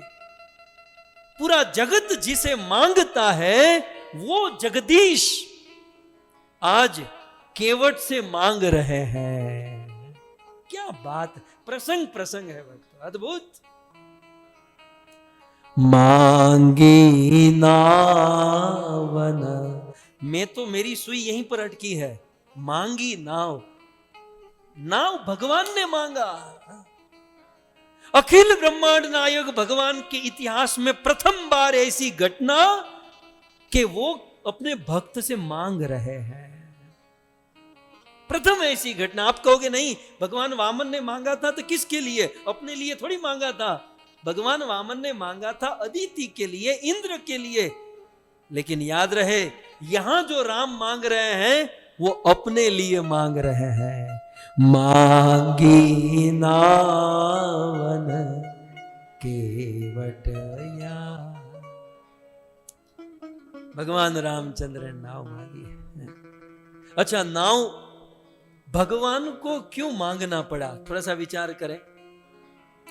भगवान को केवट से नाव क्यों मांगना पड़ा? क्योंकि ये प्रसंग जो है गंगा किनारे हो रहा है। कहां हो रहा है ये घटना? कहां घट रही है? आपने भूमिका सुनी ना, ये घटना गंगा के तट पर घट रही है। और गंगा का तट क्या है? गंगा माने क्या? राम भगती जहां सूरसरी धारा, सरसई ब्रह्म विचार प्रचार। गंगा माने क्या? तो इस श्लोक में कहा है, राम भगति जहां सुरसरी धारा। सुरसरी धारा जहां पर है वहां क्या है? राम भगति। तो ये पूरा प्रसंग गंगा के तट पर हो रहा है। और गंगा माने भगवान की भक्ति, भक्ति के सामने हमेशा भगवान को ही मांगना पड़ता है। भक्त कभी भगवान से नहीं मांगते, और भगवान से जो मांगते वो भक्त कहे नहीं जाते। भगवान से जो मांगते हैं वो सौदागर है, वो बिजनेसमैन है। भगवान से जो मांगे वो भक्त नहीं। भगवान से जो नहीं मांगते हैं उसे भक्त कहते हैं। तो जब भक्त भगवान से नहीं मांगते ना, तो भगवान भक्त से मांगते हैं। तो गंगा के तट पर यह प्रसंग हो रहा है, और गंगा माने भक्ति। जहां भक्ति होगी वहां भगवान को ही मांगना पड़ेगा, भक्त कभी नहीं मांगेगा। आप इतिहास पलट कर देख लीजिए, जहां जहां भक्ति पाई गई वहां वहां भगवान ने मांगा। यशोदा मैया के घर पर भक्ति थी, यशोदा में भक्ति थी, तो कृष्ण ने यशोदा से मांगा, मैया मोहे चांद खिलौना, हे मैया मुझे चंद खिलौना चाहिए है? और फिर एक दिन तो कृष्ण ने क्या मांग लिया, मुझे अचानक याद आया। एक दिन कृष्ण मांगते हैं, राधिका गोरी से बिरज की छोरी से, राधिका गोरी से बिरज की छोरी से, मैया करा दे मेरो ब्याह, मैया करा दे मेरो ब्याह। जहां भक्ति होती है वहां भगवान मांगते हैं कि मुझे राधा से ब्याह करा दे, मुझे चंद खिलौना लाई दे, मुझे माखन दे दे, मुझे मिश्री दे दे। ब्रज में भक्ति की गोपियों ने, कृष्ण ने गोपियों से मांगा क्या? सांकरी खोर पर खड़े रहकर गोपियों से दान मांगते, गोपियों से माखन मांगते, और गोपियां नहीं देती तो माखन की मटकी को फोड़ देते।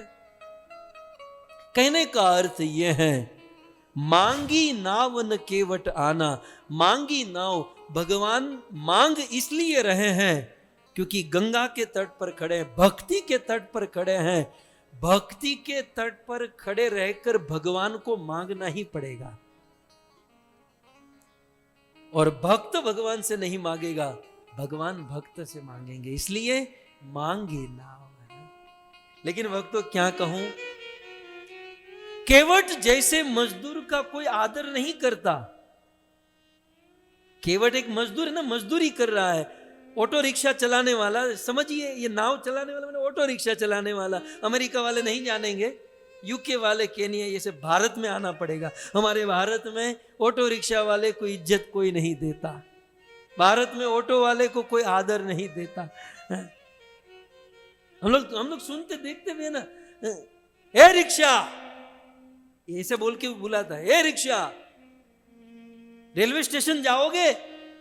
हाँ जाएंगे। तो फिर जाओ ना, यहां क्यों खड़े हो? बस इसी प्रकार से अनादर करते हुए। लेकिन जीवन में प्रथम बार आज इस केवट ने, जीवन भर केवट ने आदेश का सुर सुना था, लेकिन आज केवट ने निवेदन का सुर सुना है। आज केवट के सामने भगवान मांग रहे हैं। केवट देख रहा है कि मानो भगवान आदर के साथ कहते हैं, मांगी नाव, अजी केवट नौका लेकर आओ।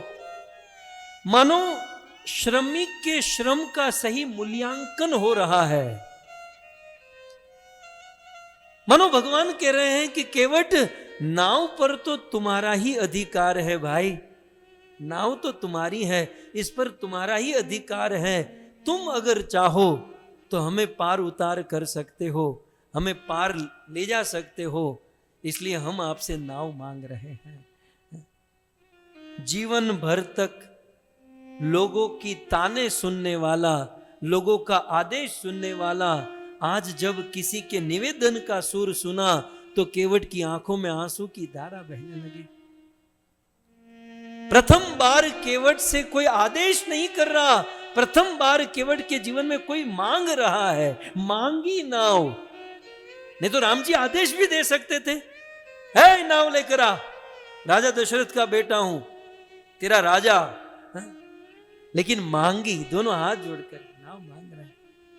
केवट ने सोचा कि जीवन भर तक लोग आदेश देते रहे, लेकिन आज कोई निवेदन कर रहा है, मांग रहा है, निश्चित यह नर रूप में नारायण है, क्योंकि ये श्रमिक के श्रम का सही मूल्यांकन कर रहे हैं। वास्तव में किसी भी श्रमिक के श्रम का सही मूल्यांकन भगवान ही कर सकते हैं, ये कोई साधारण व्यक्ति नहीं, ये मेरे इष्ट आराध्य प्रभु राम ही है।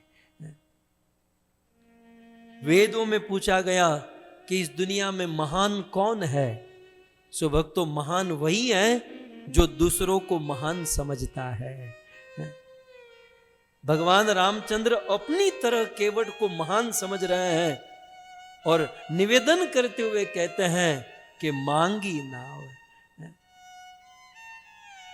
अब देखिए थोड़ा सा संस्कृत रस में यदि हम जाए तो मांगी नावन केवट आना, ये अर्धाली, पहले आधा समझ लीजिए, मांगी नाव न केवट आना। भक्तों व्याकरण के अनुसार देहली दीपक न्याय की तरह इसके दो दो अर्थ होंगे या तीन अर्थ होंगे। व्याकरण में न्याय होता है, न्याय शास्त्र आपने सुना होगा, ज्यादा गहराई में नहीं जाए, लेकिन मैं सरल बताऊं, व्याकरण में एक न्याय है, बहुत सारे न्याय हैं, अर्ध कुकुट न्याय और भी, लेकिन यहां पर जिसका जिक्र हो रहा है वो है देहली दीपक न्याय।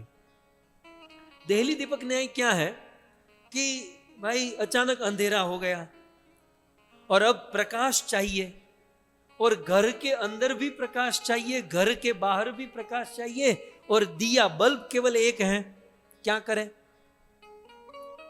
तो कहा कि एक काम करो, इस दिए को घर की चौखट पर रख दो, घर की दहलीज पर इस दीपक को रख दो, तो घर के अंदर भी प्रकाश होगा, घर के बाहर भी प्रकाश होगा। ठीक उसी प्रकार मांगी नाव व न केवटा, ये न शब्द जो है ना वो दीपक की तरह है, वो बिल्कुल दहलीज पर खड़ा है। न शब्द जो आप नीचे देख रहे हैं वो न अंदर भी नहीं है और बाहर भी नहीं है, बीच में है, और दोनों ओर उसका प्रकाश है। इसे कहते हैं देहली दीपक न्याय। तो इस न को यदि इस अर्धाली में हम पहले जोड़े तो कुछ ऐसा होगा, ये पहला अर्थ, मांगी नावन केवट आना। अब देहली दीपक न्याय के अनुसार ये अर्थ लेंगे तो कुछ अलग अर्थ होगा। क्या अर्थ होगा? मांगी नावन, शास्त्र है, क्या कहते हैं? मांगी नावन। भगवान रामचंद्र ने नाव मांगी, नहीं मांगी। व्याकरण के इस न्याय के अनुसार राम जी ने नौका नहीं मांगी है, मांगी नाव न, और नाव नहीं मांगी, फिर भी केवट आना, फिर भी केवट आ गया, नाव नहीं मांगने पर भी आ गया, क्योंकि केवट ने सोचा कि मेरे आश्रय में जो आया है वो कोई साधारण आदमी नहीं, वो साक्षात भगवान है, और भगवान को देने की आदत है, मांगने की आदत नहीं है, क्योंकि दाता एक राम, भिखारी सारी दुनिया। ये तो दाता है, ये देने वाले हैं, ये लेने वाले कहाँ हैं? इसलिए मांगी नाव न, राम ने नाव मांगी नहीं, लेकिन फिर भी केवट आना। ये संस्कृत मतलब न्याय के अनुसार। अब इसी देहली दीपक न्याय के अनुसार अब न को दोनों में यदि रख दे, दोनों भाग में, तो क्या होगा? मांगी नावन न केवट आना। तो इसके अनुसार क्या होगा? मांगी नावन, राम जी ने नाव मांगी नहीं, और न केवट आना, और केवट आया नहीं। तो इसका अर्थ ये होगा कि केवट ने सोचा जब मांगने वाला मांग ही नहीं रहा है तो मैं क्यों उसके पास जाऊं। तो न राम जी ने नाव मांगी और न केवट नाव लेकर आया, दोनों अपने अपने स्थान पर ऐसे ही खड़े रह गए। अब तीसरा अर्थ इसका ये लगेगा, न को आगे न रखकर, मतलब दहलीज के बाहर रख दीजिए इस दिए को। मांगी नाव न केवट आना। सो मांगी नाव, इसका अर्थ क्या हुआ? भगवान कहते हैं कि केवट यहां आओ, मांगी, केवट से नाव मांगी, लेकिन न केवट आना, लेकिन केवट नहीं आया। सो भगवान नाव मांगी, केवट यहां आओ, भगवान यहां बुलाते हो वहां चला जाता है, फिर भगवान वहां चलकर वहां जाते हैं, अब यहां आओ तो यहां चला जाता है। अब जहां भगवान बुलाते हैं उससे विरुद्ध चला जाता है। तो यही अर्थ लेना ठीक है कि भगवान नाव मांग रहे हैं लेकिन केवट नहीं आ रहा है। सो भगवान बार बार नाव मांग रहे हैं और फिर भी केवट नहीं आ रहा है। इसका कारण क्या है? केवट क्यों भगवान के पास नहीं आ रहा है? वैसे बहुत कारण है भक्तों, वैसे बहुत कारण है, लेकिन केवट के नहीं आने का अंदर गुह्य कारण एक ही है कि केवट देख रहा है कि प्रभु बहुत टेंशन में है, भगवान रामचंद्र बहुत दुखी है, और ऐसे दुखी भगवान देखने में अच्छा नहीं लग रहा, क्योंकि भगवान को वनवास मिला इसलिए अपना दुख नहीं है, लेकिन भगवान को अयोध्या वासियों को छोड़ना पड़ा, अपने परिवार को छोड़ना पड़ा, अभी अभी सुमंत्र जी को छोड़ना पड़ा। अपने भक्तों के विरह के कारण भगवान रामचंद्र के हृदय में बड़ा दुख है। तो केवट ने सोचा ये दुखी भगवान को थोड़ा सा खुश करूं, भगवान को प्रसन्न करूं। तो भगवान बार बार नाव मांग रहे हैं, फिर भी केवट नहीं आ रहा है। इसका केवल एक ही कारण है कि केवट भगवान रामचंद्र को हंसाना चाहता है। तो मांगी नाव न केवट आना, केवट के नहीं आने का तात्पर्य क्या है कि वे रामचंद्र को हंसाना चाहते हैं। और इस प्रसंग में केवट रामचंद्र को इतना हंसाएंगे है? भक्तों, कुछ लोग है ना रुलाकर मारते हैं, कुछ लोग खिलाकर मारते हैं, कुछ लोग सुनाकर मारते हैं। ये केवट हंसा कर मारेगा, है? इतना हंसाएगा केवट। अब भगवान रामचंद्र अपने पूरे लीला काल में जितना नहीं हंसे उतना केवट के सामने हंसे हैं। कुछ लोग है ना, कुछ लोग बहुत रुलाते हैं, है? और कुछ लोग रुला कर मारते हैं। कोविड ने सबको रुला कर मारा, है? केवट हंसा कर मारेगा। भक्तों, 6 प्रकार के हास्य होते हैं। हास्य 6 प्रकार के होते हैं।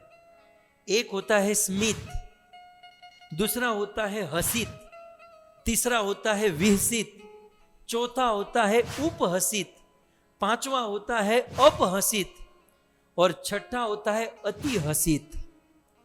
केवट के सामने भगवान हंसने की सारी रेखा को पार करते करते स्मित, हसित, विहसित, अपहसित, उपहसित और फिर अंत में भगवान अति हसित। माने केवट भगवान के सामने इसलिए नहीं आ रहा है क्योंकि भगवान को अति हसित, अति हंसाना चाहता है, भगवान को प्रसन्न करना चाहता है। ये वो कथा है जिसमें एक भक्त भगवान को हंसाएगा। और हमारे शास्त्रों में हास्य को रस कहा गया। जीवन में हास्य रस की अत्यंत आवश्यकता है और भगवत कथा के प्रभाव में भगवान को हास्य प्रदान करने वाली यह केवट चरित्र की कथा आज हम प्रारंभ कर चुके हैं। केवट अपनी पोजीशन लेकर खड़ा है, राम लक्ष्मण सीता खड़े हैं और अब आने वाले दिनों में बहुत सूक्ष्मता से जितना हो सके उतना प्रयास करेंगे एक एक शब्द के अर्थों को समझने का और इस प्रसंग को समझने का। आप सभी भक्तों का धन्यवाद और विशेष धन्यवाद हमारे दामजी भाई, दूधी बहन, कांजी भाई, जया बहन, छोटू भाई, जसू बहन, प्रभुदास भाई, इन सब की पावन स्मृति में ये सुंदर भागवत कथा का आयोजन करने वाले हमारे समग्र पटनी परिवार, नवीन भाई, रंजन बहन, रमेश भाई, मुरली बहन, अरविंद भाई, इंदिरा बहन, और शोभा बहन, आप सभी भक्तों का भूरी भूरी धन्यवाद। आइए जय जयकार करते हुए हम आज के सत्र को विराम करें। श्री रामचंद्र भगवान की, श्री कृष्णचंद्र भगवान की, जगत गुरु श्रील प्रभुपाद की, निताय गौर प्रेमानंदे।